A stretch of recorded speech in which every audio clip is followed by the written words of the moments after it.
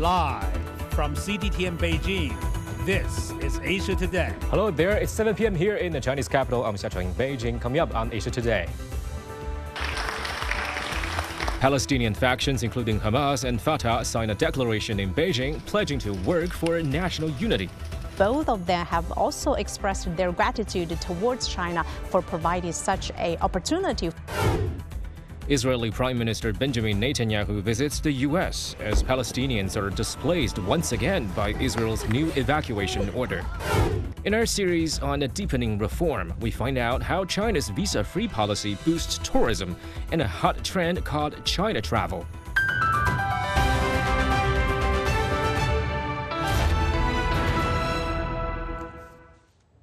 Hello there, this is Asia Today. Our first story. 14 Palestinian factions have held a reconciliation dialogue in the Chinese capital. The factions, including rival groups Hamas and Fatah, signed the Beijing Declaration to end the division and strengthen unity. The crucial meeting comes as Israel continues its months-long attack on the Palestinian enclaves of Gaza and the West Bank. Chinese Foreign Minister Wang Yi was present at the meeting and addressed the closing ceremony.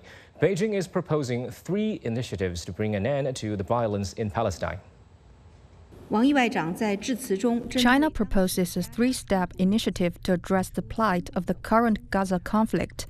The first step is to push for comprehensive, durable and sustainable ceasefire in the Gaza Strip as soon as possible, so as to ensure smooth access for humanitarian assistance and relief. The second step is to uphold the principle of Palestinian ruling in Gaza and to join hands in promoting Gaza's post-war governance. The third step is to push for Palestine's accession to the United Nations as a full-fledged member state and to proceed with the implementation of the 2-state solution. The 3 steps are interlinked and none is dispensable. Wang also said China will continue to make unremitting efforts to promote Palestine's national unity, solidarity, and independent statehood. It is the first time that 14 Palestinian factions have gathered in Beijing for a reconciliation dialogue, bringing precious hope to the suffering Palestinian people. The declaration appreciates China's efforts to support the rights of the Palestinian people and end the division. Our reporter Dong Xue caught up with the General Secretary of the Palestinian National Initiative, Mustafa Barghouti. What do you think of China's role in promoting such a reconciliation talks in Beijing? We highly appreciate the Chinese position and the Chinese support. Without the Chinese help, it would have been very difficult for us to reach this agreement. We don't only appreciate the Chinese effort to support Palestinian national unity, but also we appreciate the position of the President Xi Jinping and the Foreign Minister and the Ministry of Foreign Affairs in supporting the rights of the Palestinian people and our struggle to stop the terrible aggression on the Palestinian people, especially this genocide that is happening in Palestine. So we highly appreciate. In Gaza, Palestinians are sharing their views on China's hosting of the senior officials from Hamas and Fatah. We wish that fruitful efforts this time to reflect on the Palestinians, Gaza's people, the war must stop. They must unite with each other, our brothers in Fatah and Hamas, because the Gazan people are the ones who pay the tax. China has a good relationship with various Palestinian parties. We hope that through these tours undertaken by China to bring together the Palestinian forces and factions, especially the Fatah and Hamas movements. For more insights, joining us from Shanghai is Professor Wang Jing, a research fellow of Syria Research Center at China's Northwest University. Hello there, Professor. So 14 factions, including the 2 rival groups, Hamas and Fatah, have agreed to form a unity government to end years of division. Tell us more about the relationship between Hamas and Fatah and how significant this is to reach such an agreement. This tension between Hamas and Fatah has been lasted for more than 1 decade. Actually, it's lasted for decades. Given that the 2 factions, because we call them the major factions inside the different Palestinian groups, ranges from the political ideology to the families and the branches of the local relations of the Palestinian people. So actually, this is a very major problem for the internal unity of the Palestinian peoples to reach the kind of the agreements or to reach a kind of the consensus over how to building their own country in the future. So now, given the Beijing declaration or the Beijing agreement has been reached, that it is suggested that not only the divisions between Fatah and Hamas, but also the divisions between the 14 major Palestinian factions has been melted down, has been started to emerge the opportunity for the related party to settle down their divisions and to face the new opportunities, a new future in the to start to establish and construct the kind of the unity government in the future to start a new page for their political unity and the political nationhood to the kind of the countryhood. So that is why this is a very historical moment, and I think that historic moment will be turned into the opportunity of the Palestinian people's struggle for their national independence, as well as the end to the ongoing war in the Gaza Strip. Well, Professor Wang, how do you view the three-step initiative proposed by China, and how will a Palestinian unity government help achieve these proposals? I think the 3 steps that proposed by Wang Yi is very important because actually it covers different aspects of the Palestinian people's aspirations, and also it also covers the different pages or the different stages in the future that the challenges faced by Palestinian people. Because we know that in the first step, that the ceasefire, durable and just a ceasefire would be reached, and in the second step, that the humanitarian assistance that organized by the international community would be reached to the hands of Palestinian people. And also on the third hand, the third stage or the third step, that the restarting the dialogue peace dialogue between Israel and Palestinians would be encouraged. So that's actually these 3 steps would cover the major concerns of the related parties, and also that it will give the new opportunities for the ongoing wars in the Gaza Strip to end their war, as well as the related parties of the Palestinian people to end their own divisions, to organize a unity government in the future on their ways to the nation statehood. So I think that is why it's a very historical importance, and also it will pave the way for the future national independence of the Palestinian people. Well, Professor, what are some of the challenges the international community will face to fully address the conflict in Gaza going forward? I think the challenge majorly come from how to implement it, because actually we know that before the Beijing Declaration, there has been several or maybe a dozen of the declaration of agreements reached in different Arab states, for example, in Saudi Arabia, in Qatar, in Yemen, in Egypt, as well as in Algeria. Mm-hmm. So different Arab states, they organized a different conference and led to the very similar declarations. But we have to know that the Beijing Declaration is the very, very first declaration that been reached by not only Hamas and Fatah, but also other 14 major factions of the Palestinian people. So that is why it's a major achievement. And on the other hand, how to turn this kind of the declaration or the agreement to the implementation, it would be the major challenge. So that is why I think on the one hand, the major parties of the Palestinian peoples, they have to realize and cherish the very important opportunities that reached in Beijing. And also on the other hand, that just as Wang Yi stressed that in the future, China, Russia, and other related Arab states and parties that under the direction of the United Nations will work closely together to help the related parties to implement, to realize their goals that are proposed in this agreement. So that is why I think we should be positive and optimistic about the future of the Palestinian people's own unity career. And we say good luck to them and congratulations. Okay, thank you so much for your insights. Professor Wang Jing, a research fellow of Syria Research Center at China Northwest University. Meanwhile, Israeli Prime Minister Benjamin Netanyahu is in Washington, where he's expected to meet with U.S. President Joe Biden. Netanyahu will also give a speech at a joint session of the U.S. Congress on a Wednesday. And for more, Jonathan Regev is joining us from Tel Aviv. Hello, Jonathan. So what's on Netanyahu's schedule? Benjamin Netanyahu was set to meet U.S. President Joe Biden later today, but this meeting has now been postponed to Thursday. This due to the COVID restrictions which the president had to deal with. He will only be arriving at the White House at a later time today, and therefore the meeting with Netanyahu will take place, but only on Thursday. Perhaps even more important than the meeting with Biden is a meeting with Vice President Kamala Harris, who is most probably going to be the Democratic candidate for president now that Biden announced he will not be seeking a re-election. So Netanyahu will seek to meet Vice President Harris as well. And as you mentioned, of course, that much awaited speech in Congress on Wednesday, Netanyahu is expected to deliver a bipartisan message saying that no matter who will be elected as a U.S. president in November,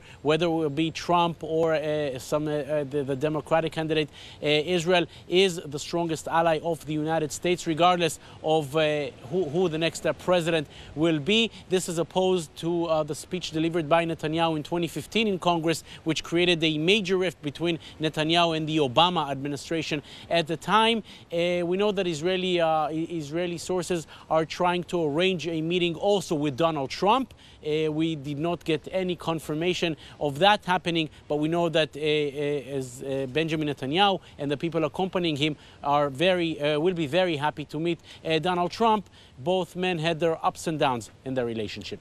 Well, John, the visit comes after original peace talks have all but failed. What can you tell us about recent negotiations? Recent negotiations seem to be progressing towards, I'm not going to call it peace talks, but yes, a possible hostage deal in which some 30 Israeli hostages will be released from Gaza, and Israel in return will head for a ceasefire, not a permanent ceasefire as Hamas wanted, but a temporary ceasefire, and then perhaps a second and a third stage of this deal will come to fruition. But first, both sides, especially the Israeli side, is interested in getting to that first stage in which, again, some 30 hostages are meant to be released from Gaza. We heard Netanyahu telling hostage families that he met in D.C. when he arrived there that he believes that the conditions are getting closer for that deal to happen, but nothing has been finalized yet, nothing has been signed yet, and until that happens, until we actually see the deal coming to life, there's still many obstacles to cross. Okay, thank you for the update. Jonathan Regeb reporting from Tel Aviv.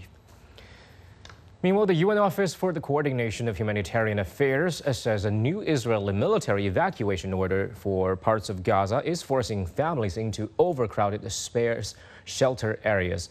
The office says relentless hostilities and frequent evacuation orders have further devastating Gaza's health system, making it increasingly difficult for people repeatedly displaced to access essential services.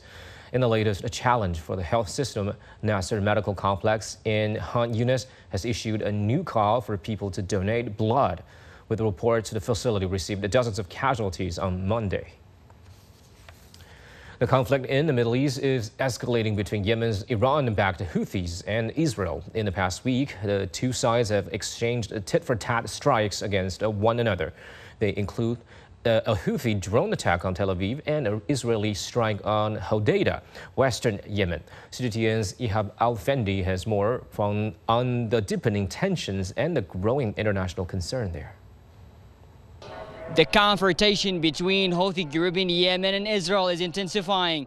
Last Friday morning, the Ansar Allah forces launched a drone in Tel Aviv for the first time and killing one person. Hours later, Israel retaliated by launching its first strike inside Yemen, hitting fuel tanks in the Hodeidah port and the Salif area in the west. The Houthis then announced they had launched ballistic missiles at the Israeli port city of Eilat, while also targeting a Liberian-flagged container ship in the Red Sea. It's described as American.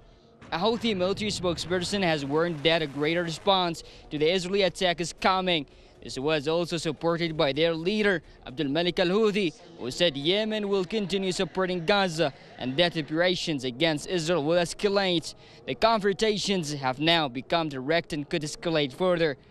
On the international front, there is a clear concern about the growing conflict.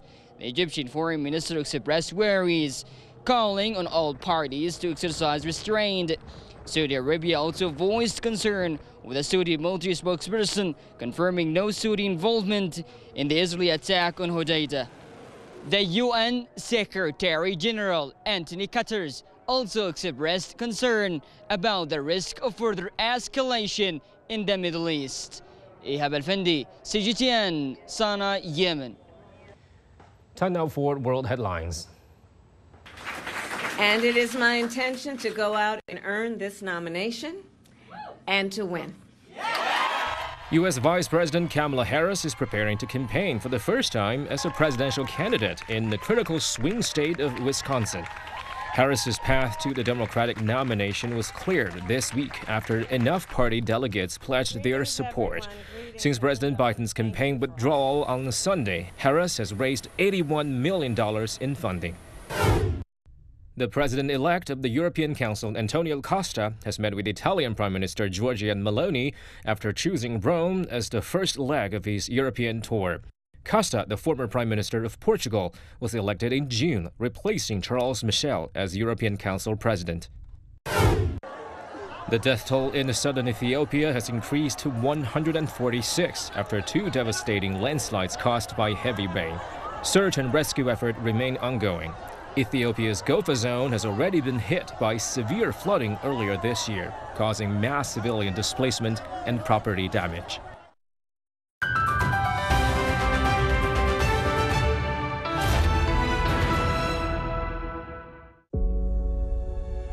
Facing the unknown is always difficult. In a world in turmoil, it's easy to lose orientation. But when the storms come, we have to see the possibilities, reinvent, find new opportunities, discover a path forward. CGTN, see the difference.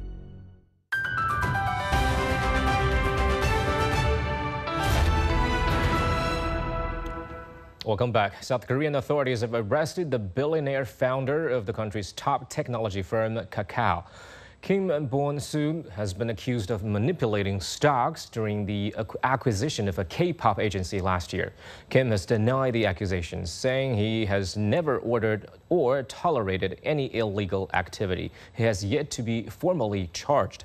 Kim is seen as a visionary in South Korea's digital industry. The Kakao Group is worth $62 billion and runs South Korea's largest chat app. And we continue our special coverage on China's drive to deepen reforms, which focuses on the economy, high-quality development, high-level opening up, and more. The party's resolution says opening up is a defining feature of Chinese modernization. It lists 5 major areas on how to pursue high-standard opening up. They are steadily expand institutional opening up, deepen the foreign trade structural reform, further reform the management systems for inward and outward investment, improve planning for regional opening up, and refine the mechanisms for high-quality cooperation under the Belt and Road Initiative. The resolution also says China must remain committed to the basic state policy of opening up to the outside world and continue to promote reform through opening up. Leveraging the strengths of its enormous market, China will enhance its capacity for opening up while expanding international collaborations and develop new institutions for a higher standard open economy. China's inbound and outbound tourism markets have seen a robust rebound this year, especially after the implementation of a new visa-free policy.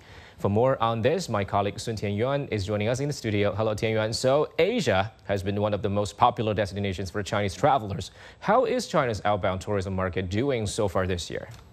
Evening, Xiacheng. A recent report shows that the recovery of China's outbound tourism is accelerating rapidly this year. And the report noted that increased convenience to travel to nearby destinations saw tourist flows from China to Southeast Asia and also Japan approach pre-pandemic levels. Asia accounts for 60% of the top 20 popular destinations for Chinese tourists, and the United Arab Emirates has become a dark horse this year, with tourist arrivals reaching 160% compared to pre-pandemic records. On the other hand, Asian countries such as Japan, South Korea, and Singapore dominate the list of the top 10 overseas source countries for China's inbound tourists, contributing as much as 70%. A report by the World Tourism Alliance pointed out that since China's adoption of mutual visa exemption agreements with Singapore and Thailand, there has been a notable year-on-year increase in tourists from these countries visiting China. China's visa-free transit policy has also led to a boom in inbound tourism in the first half of 2024. Official data shows that over 14 million foreign visits were made to China in the first 6 months, and that's a 150% surge compared to 2023. Among them, 58% of the visits were made through visa-free entry, an increase of 190% year-on-year. Chinese authorities predict that the number of foreign visits will continue to grow throughout the year. And last week, China announced an extension of its 144-hour visa-free transit policy to more cities for people from 54 countries. That brings the number of the ports covered by the policy to 37. And one of the 3 new ports on the list is Zhengzhou. The city is about a 2-hour drive from the famous Shaolin Temple. So next time, if you want to see the Shaolin monks and their amazing martial arts performances, you know where to go. Back to you, Xiacheng. Thank you, Tianyuan, for the update. And China travel is trending on international social media platforms as more travelers from overseas head to the country following the introduction of visa-free entry program. CGTN's Cao Chufeng has the story.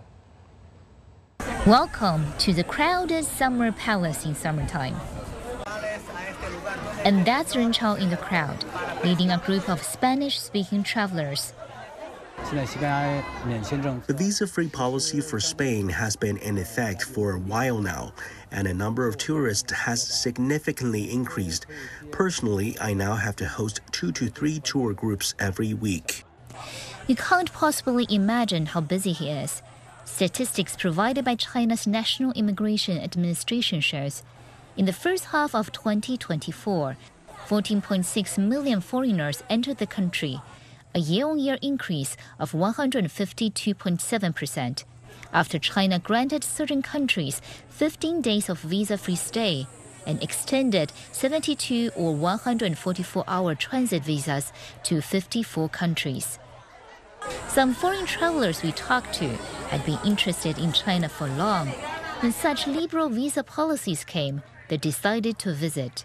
I've always wanted to come to China, to visit China. When we heard that we didn't have to get the visa, it made all the difference. My parents said, okay, so we can travel to China, and we say, of course. So we have many options, and we choose China because we think that's interesting. If you search China travel on social media platforms, you would find many trending videos of foreign travelers at places across the country.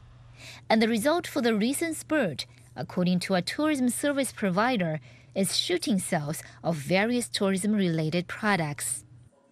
From January to June this year, bookings for flights, hotels, and tickets from the various policy changes has actually yielded about 230% year-on-year growth. The popular products that we are seeing that our travelers are buying are half-day tours and day tours of Forbidden City tours, Shanghai Film Park, tours to Jade Dragon, the Snow Mountain in Lijiang.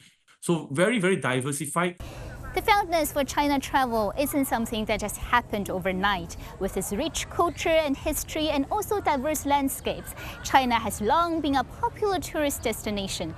But the introduction of more visa-free policies shows Chinese government's determination to attract even more tourists. And the results are tangible. Cao Chufeng, CGTN, Beijing.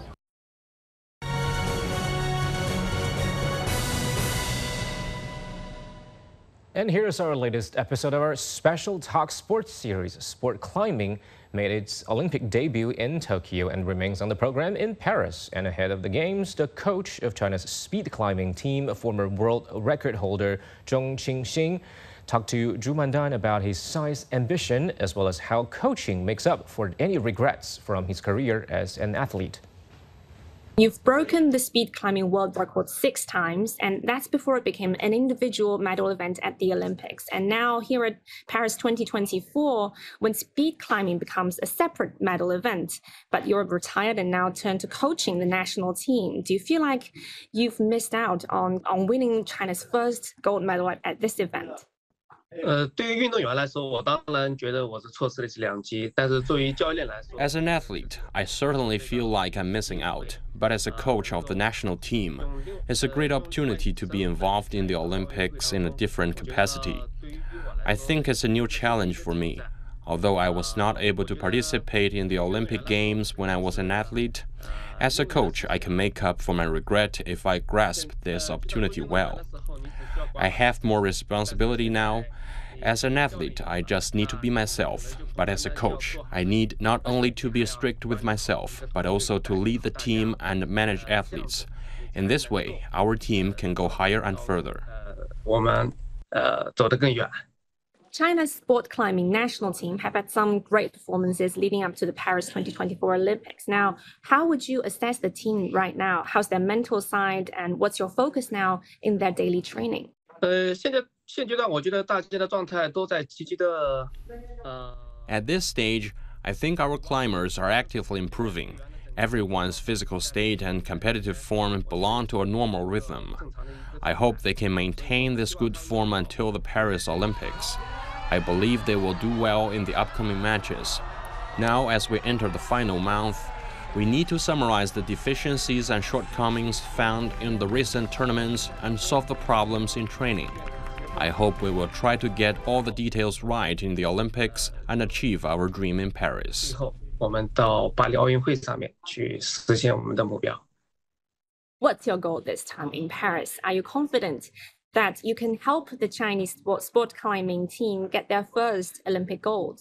因为我们是新的一个项目，我觉得对于我们 Sport climbing is a new Olympic sport. I think it's a goal for all climbers to win their first Olympic gold medal in speed event.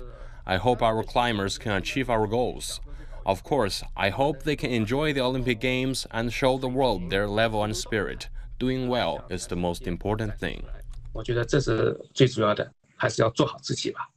Speed climbers are sometimes nicknamed the Spider-Man or the Chinese gecko by the netizens, as the videos of them competing went viral online as they finished the race on the wall in less than 5 seconds. Would you tell us the secret to this event? Is it a muscle memory? 它和很多像田径啊。 Sport climbing is different from many sports, including track and field's 100-meter events. We need to climb a 15-meter high wall, which is vertical. Sport climbing is probably one of the shortest events in the Olympics. Each sport has its own unique muscle memory and neural memory. In fact, there is no so-called secret of success. First of all, athletes need to train hard and then really understand the sport. This is what we have to do well. 这才是我们需要去做的工作。 The development of speed climbing is very fast. World record holder Sam Watson says that he's aiming to break the 4.5 seconds. And why do you think this sport can develop so quickly? 首先我觉得这个运动员在这种科学的训练。 I think in the scientific system of training, climbers can keep breaking through themselves. I believe that in the future, someone will be able to break in through the 4.5 second. But I think it is still a bit difficult at the moment. But nothing is impossible, and I hope someone can do it. 当中有人去突破这个4.5秒大关。 And that's it for this edition of Asia Today. I'm Xia Cheng in Beijing. Up next is Dialogue. Stay tuned.